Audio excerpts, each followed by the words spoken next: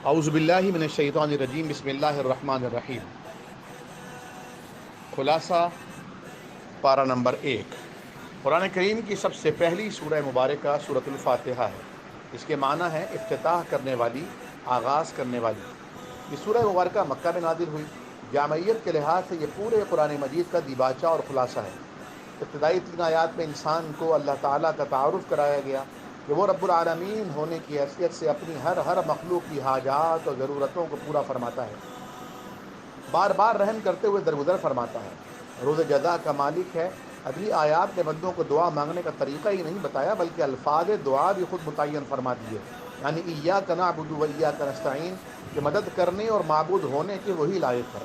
دعا میں زندگی گزارنے کے لیے اس راستے کی فریاد کرنا سکھایا جا رہا ہے، اسی راستے پر جس پر اللہ کے انعام یافتہ اور محبوب بندوں کو چلنا نصیب ہوا، اور اس کے ساتھ ہی ان لوگوں کے راستے انداز اور اطوار سے پرہیز کی تلقین کی گئی جن پر ایسے بد نصیب چلتے رہے جن سے اللہ تعالیٰ ناراض ہے، وہ اللہ تعالیٰ کی رحمتوں سے دور کر دیے گئے، اور نہ ایسے لوگوں کے راستے پر چلنا ہے جو خود ہی ہدایت کا راستہ گم کر چکے ہوں، یعنی گمراہ ہوں۔ اس کے بعد قرآن کریم کی سب سے بڑی سورہ البقرہ شروع ہوتی ہے، جو 2.5 پاروں پر محیط ہے۔ یہ سورہ مبارکہ مدنی ہے اور 40 طویل رکوعات پر مشتمل ہے۔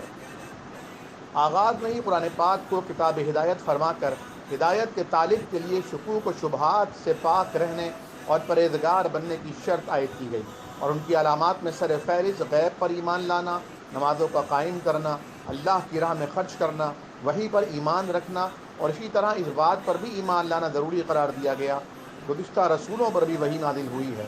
تمام آسمانی کتب پر ایمان کے ساتھ آخرت کے دن پر کامل یقین شامل ہے۔ متقین کی اس اجمالی ذکر کے بعد منافقین اور ان کی علامات کا ذکر ہے۔ ان کے دلوں میں قبول حق کی استعداد ختم ہو چکی ہے، اس لیے نہ انہیں حق بات نظر آتی ہے اور نہ ہی یہ اسے سن سکنے کے قابل رہے ہیں۔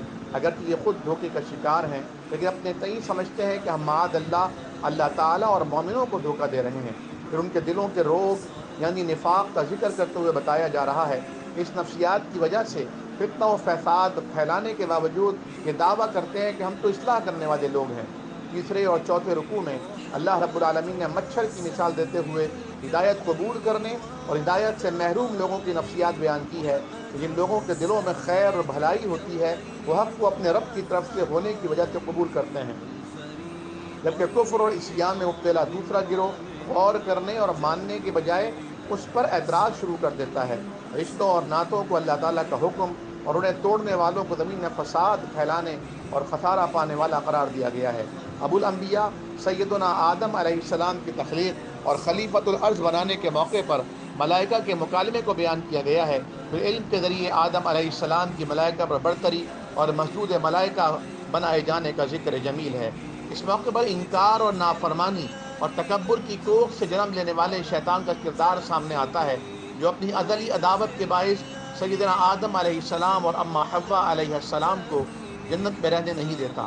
اللہ تعالیٰ نے حضرت آدم اور بیوی حوا کی ندامت کے باعث اپنی رحمتوں کو متوجہ کرانے کے لیے دعائیہ کلمات بھی خود سکھا دیے۔ 5ویں رکوع میں بنی اسرائیل پر کی گئی نعمتوں کی یاد دہانی ہے، ان کا کیا ہوا ایفائے عہد کا وعدہ یاد دلایا جا رہا ہے جسے انہوں نے بار بار توڑا۔ حق اور باطل کو خلط ملط کرنے، حق کو چھپانے، دوسروں کے لیے اچھی اور نیکی کے کاموں کی تلقین اور اپنی باری پر خود فراموشی کا تذکرہ ہے۔ چھٹے رکوع سے پارے کے آخر تک بنی اسرائیل پر گزرے حالات، ان کے رویوں اور اللہ تعالیٰ کی بار بار معافیوں کا ذکر ہے۔ بنی اسرائیل برسہ برس سے فرعونوں کے ظلم و ستم کا نشان بنے تھے۔ کئی نسلیں نجات دہندہ کے انتظار میں ستم سہتے گزر چکی تھیں۔ اللہ تعالیٰ نے سیدنا موسیٰ علیہ السلام کے ذریعے بحر قلزم سے انہیں اس شان سے پار کرایا کہ پیچھا کرتا فرعون اور اس کا لشکر غرق آب ہو گئے۔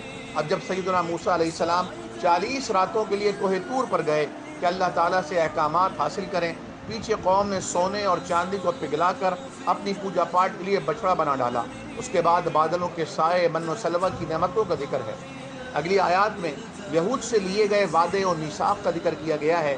جب یہود نے کہا کہ ان احکامات پر جو توریت میں دیے گئے ہم سے عمل نہ ہو سکے گا، تو اللہ تعالیٰ نے طور پہاڑ کو ان پر صاحبان کی طرح معلق کر دیا، گویا وہ ان پر ابھی گرا جاتا ہے۔ اس سے ڈر کر انہوں نے عمل کرنے کا وعدہ کیا۔ اس کے بعد ہفتے کے دن یہودیوں کو مچھلی کے شکار بلکہ کسی بھی دنیاوی کام سے منع کرنے کا ذکر ہے۔ لیکن اس میں بھی انہوں نے ہیلا سازی کر کے اللہ تعالیٰ کے غضب کو آواز دی۔ اس کے بعد گائے کو ذبح کرنے کے واقعے کا ذکر ہے اور اس کی وجہ سے سورہ کا نام البقرہ ہے۔ انہیں حکم دیا گیا تھا کہ گائے ذبح کرو، اب وہ کسی بھی گائے کو ذبح کر دیتے، اللہ کا حکم پورا ہو جاتا، لیکن انہوں نے بجائے حکم بجا لانے کے عجیب عجیب سوال کرنا شروع کر دیے، جس نے ایک آسان کام ان کے لیے مشکل ترین امر بنا دیا۔ اگلے رکوعات میں یہود کے اس دعوے کا اور خوش فہمی کی تردید کی گئی ہے کہ وہ کہتے ہیں ہمیں صرف چند دن جہنم میں آگ کا سامنا کرنا پڑے گا اور پھر ہم جنت کے عیش میں رہیں گے۔ اسی طرح یہودی اور عیسائی دونوں کے دعووں کا ذکر ہے۔ یہود اپنے آپ کو حق پر سمجھتے ہیں اور عیسائی اپنے آپ کو، پھر مسلمانوں سے بھی کہتے ہیں کہ یا تو یہودی ہو جاؤ یا نصرانی ہو جاؤ۔ قرآن کریم ان کے دعووں اور خوش فہمی کا رد کرتا ہے اور باور کراتا ہے کہ ملت ابراہیمی جو اسلام کا راستہ ہے، جب تک تم ان کے دین کی پیروی نہ کرو۔ پارے کے آخر میں صبغت اللہ یعنی اللہ کے رنگ کی خوبی بیان ہوئی ہے۔ جو اللہ کے رنگ میں رنگ جائے، دنیا کا ہر رنگ اسے پھیکا لگتا ہے۔ جزاکم اللہ خیرا، والسلام علیکم ورحمۃ اللہ